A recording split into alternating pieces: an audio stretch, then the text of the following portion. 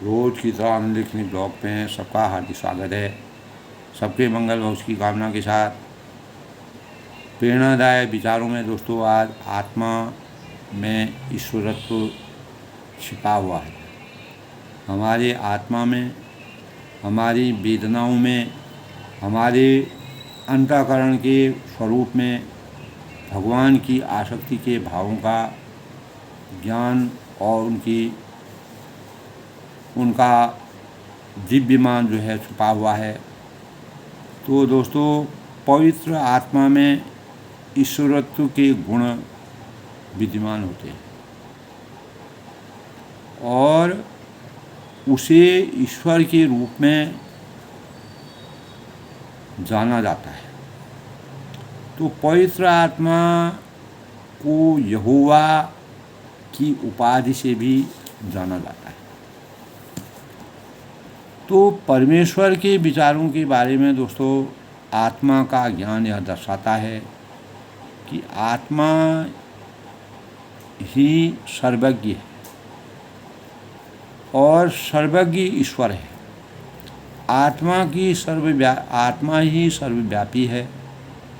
न तो स्वर्ग और न ही अधोलोक मनुष्य को ईश्वर की उपस्थिति से बचने के लिए छिपने की जगह प्रदान कर सकता है, क्योंकि उसकी आत्मा स्थान और समय को सर्वशक्तिमान, उसकी आत्मा में सर्वशक्तिमान प्रभु विराजमान है।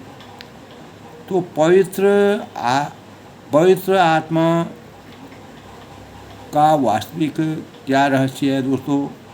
उस विश्वासी को नियंत्रित करता है, उस विश्वास को नियंत्रित करता है जो परमेश्वर के प्रति समर्पण करता है और खुद का परमेश्वर के अधीन, स्वयं को वह परमेश्वर के अधीन करता है। यानी इस प्रकार का मार्ग प्रशस्त करता है कि कोई भी कार्य करने पर वह परमेश्वर की प्रेरणा से अभिभूत होता है, क्योंकि पवित्रता मार्ग का सही संचार करती है, सही मार्ग का अनुसरण कराती है। पवित्र आत्मा हमारे अंतःकरण में विश्वास की भावनाओं को स्थायी रूप से समाहित करने के भावों का संचार। संसार में दोस्तों ईश्वर ब्रह्मांड का निर्माता है, ये सब जानते हैं, क्योंकि जब हमारे संसार में सृष्टि की संरचना हुई तब विज्ञान भी नहीं था। तो सृष्टि की संरचना परमात्मा के अधीन है, लेकिन आत्मा ईश्वर की निर्माता है। लेकिन आत्मा ईश्वर की निर्माता है, सब जानते हैं। आत्मा वह है जो हमेशा रहेगी, चाहे ब्रह्मांड हो या न हो, ब्रह्मांड मौजूद रहे या न रहे। तो आत्मा गतिहीन और कंपन रहित है। तो दोस्तों आज का परमात्मा का मिलन सत्संग से ही, अगर हमको परमात्मा का वास्तविक मिलन करना है तो उसका सबसे बड़ा स्रोत सत्संग है, यानी सही संगत। सत्संग का मतलब होता है सही संगत। धन लोलुपता, महत्वाकांक्षा, अपेक्षा से और स्वार्थ की भावना से धन को अर्जित करके सत्संग करने के भावों को करना, ये मानव जीवन के हित के लिए अभिशाप के समान है। तो मनुष्य शरीर में दोस्तों मौज मस्ती के लिए, यह मनुष्य शरीर जो है मौज मस्ती के लिए नहीं है। जमीन जायदाद दौलत को प्राप्त करने के लिए नहीं है। तो जीवन में दोस्तों दुख रहता है तभी परमात्मा का दर्शन होता है। जब हम कठिनाइयाँ करते हैं, परेशानियाँ करते हैं, क्योंकि कठिनाइयों से ही सुख की प्राप्ति का स्रोत माना गया है। और जब तक हमारे जीवन में कठिनाइयाँ, विषमता और चुनौतियाँ नहीं होंगी, तब तक हमको वास्तविक सुख की अनुभूति नहीं होगी और स्वयं की आत्मा को सुख का एहसास नहीं होगा। तो पवित्र आत्मा में प्राप्त करने का मार्ग पश्चाताप के लिए नहीं, मसीह यानी परमात्मा में विश्वास का अभ्यास करना है। तो दोस्तों, अपने दोष को दोष रूप में और गुण को गुण रूप में स्वीकार करना प्रत्येक मानव का कर्तव्य है। परमात्मा यह ऊंची शक्ति है जो सभी चीज़ों का निर्माण करती है और सबका पालन पोषण करती है। आत्मा को केवल वही देख सकता है जिसकी स्वयं की दृष्टि सूक्ष्म हो। तो सूक्ष्म दृष्टि वाला, क्योंकि आत्मा सूक्ष्म होती है, सूक्ष्म दृष्टि वाला विचारक, चिंतक, भक्ति भावों से जो संचित होता है वही परमात्मा यानी आत्मा का दर्शन कर सकता है। पवित्र आत्मा में भक्ति के शक्ति के कितने स्रोत होते हैं, यानी बुद्धि है, समझ है, सलाह है, धैर्य है, ज्ञान है, धैर्य प्रणायता है और प्रभुमयी पवित्र आत्मा की ये शक्तियाँ हैं। अगर हम परमात्मा की सही पवित्र आत्मा का संचार करें तो बुद्धि, समझ और सलाह, धैर्य, ज्ञान, धर्मपरायणता और प्रभु का भय पवित्र आत्मा की शक्तियाँ हैं।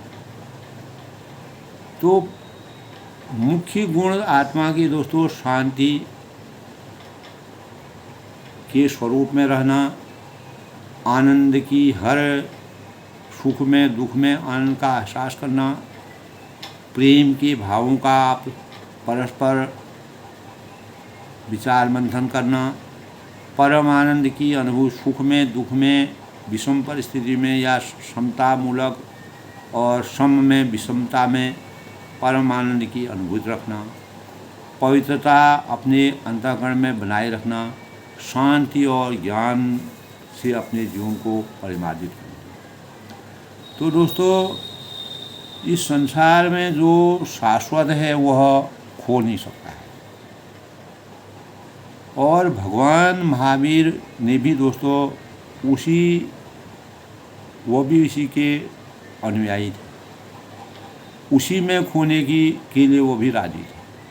तो उनका भी मानव जीवन के लिए उपदेश था कि जो नश्वर है, मिटने वाला है, उसे पकड़ने का प्रयास या उसे स्थिर बनाने का प्रयास व्यर्थ है। तो दोस्तों, वास्तविक सुख तो अपनी अनिश्वर आत्मा की प्राप्ति करने में है। तो यहाँ संसार में सुख है जिसके पीछे दुख भी है। तो संयोग के साथ वियोग लगा हुआ है जो सुख दुख के पार है, जो संयोग वियोग के पार है और उसका विचार आवश्यक है। उसका जन्म भी नहीं है, उसका मरण भी नहीं है, मानो वह आवरण है तो इधर व उधर हट जाता है। और यह तो मृत्युंजय है, वह हमेशा बना ही रहता है, अमर रहता है। तो युद्ध से पूर्व दोस्तों अर्जुन को श्री कृष्ण ने यही समझाया था कि जो कर्मयोगी है, जो कर्म में आसक्त है, जो जन्म मरण पर विचार नहीं करता है, वह जो जन्म मरण के बीच को शाश्वत आत्म तत्व मानता है, उसका विचार करना और सदा कर्तव्य करने को तत्पर रहना, ये उसके भावों की सबसे बड़ी। तभी दोस्तों एक जगह पर कहा है कि जातस्य ही ध्रुवो, जातस्य ही ध्रुवो मृत्युर्ध्रुवं जन्मं मृतस्य च तस्माद् परिहार्यर्थे अर्थे न त्वं शोचि तुम हर्ष। यानी गीता में यह कहा गया कि जातस्य ध्रुवो मृत्युर्ध्रुवो जन्म मृतस्य च, जिसका जन्म है उसकी मृत्यु असंभावी है और जिसकी मृत्यु है उसका जन्म भी संभव अवश्य होगा। तो यह अपरिहार्य चक्र शून्य से शुरू होता है और शून्य में ही समाप्त हो जाता है। शून्य में ही शुरू होता है, शून्य से शून्य में ही समाप्त हो जाता है। इसीलिए उन्होंने अर्जुन से कहा था कि सोच में मत पड़ो, अपने धर्म का, कर्तव्य का पालन करना इस समय श्रेयकर है।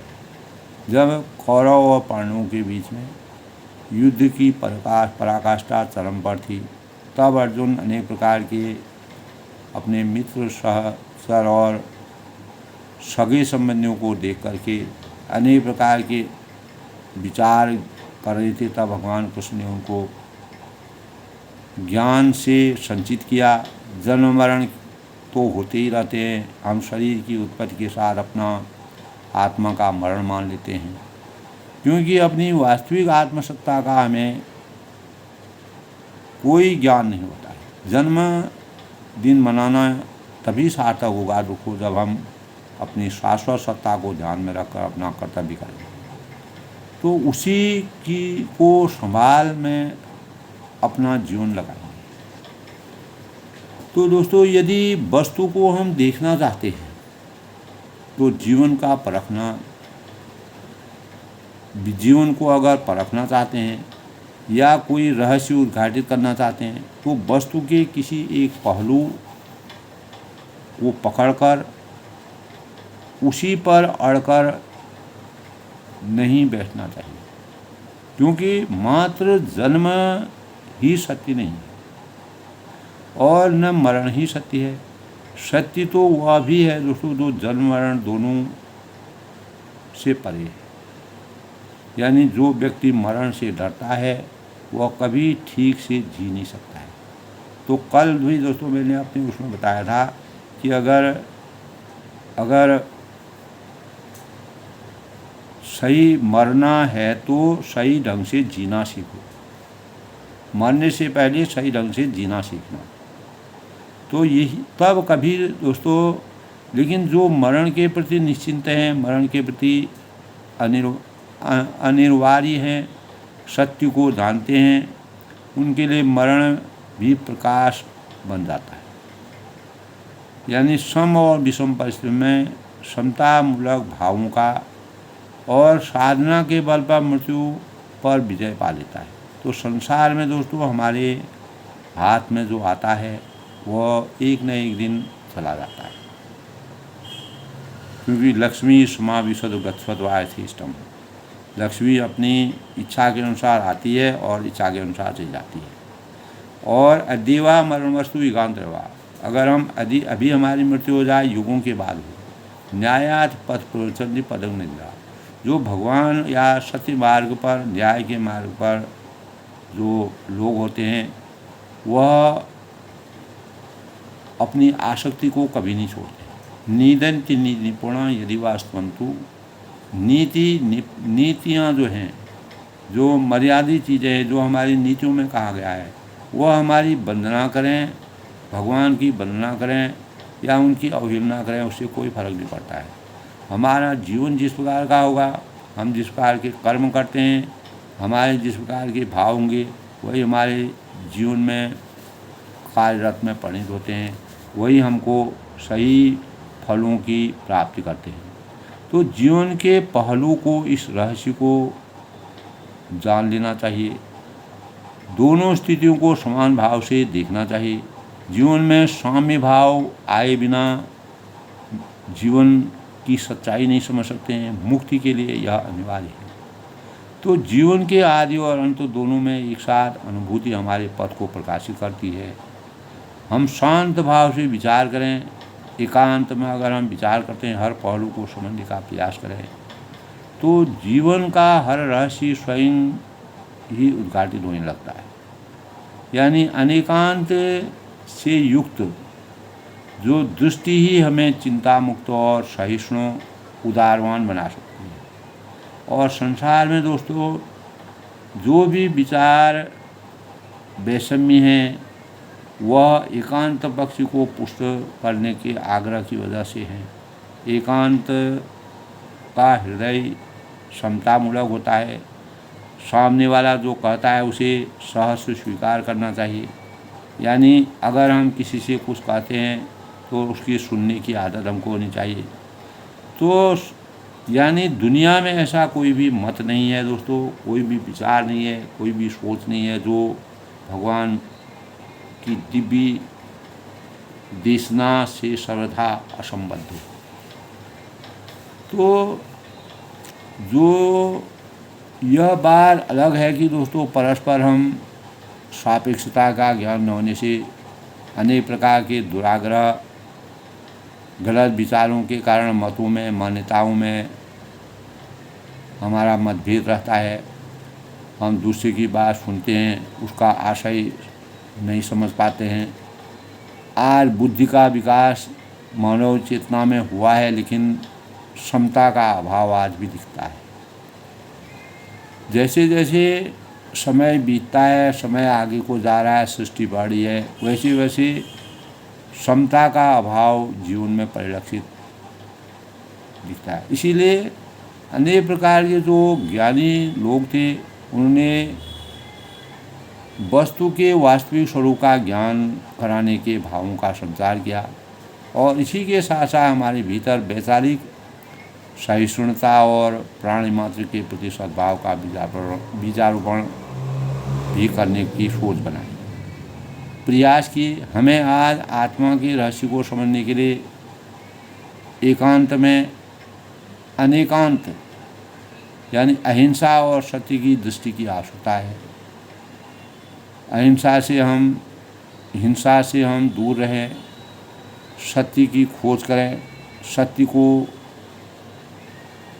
अपने अंतःकरण में विराजमान करें। तो वास्तविक जो सत्य वास्तविक होना चाहिए, उसमें किसी प्रकार का बनावटीपन नहीं होना चाहिए। यदि एक बार यह ज्योति हमको मिल जाती है, हमारे अंतःकरण में अपार ज्ञान हो जाता है, बोध हो जाता है, हम सारवान होकर के और निस्सारता का अनुभव करते हैं, तो हमारे चिंतन में हर्ष है, विषाद है कि कल्पना करना व्यर्थ हो जाता है। तो आत्मा अपने स्वरूप में शाश्वत है दोस्तों।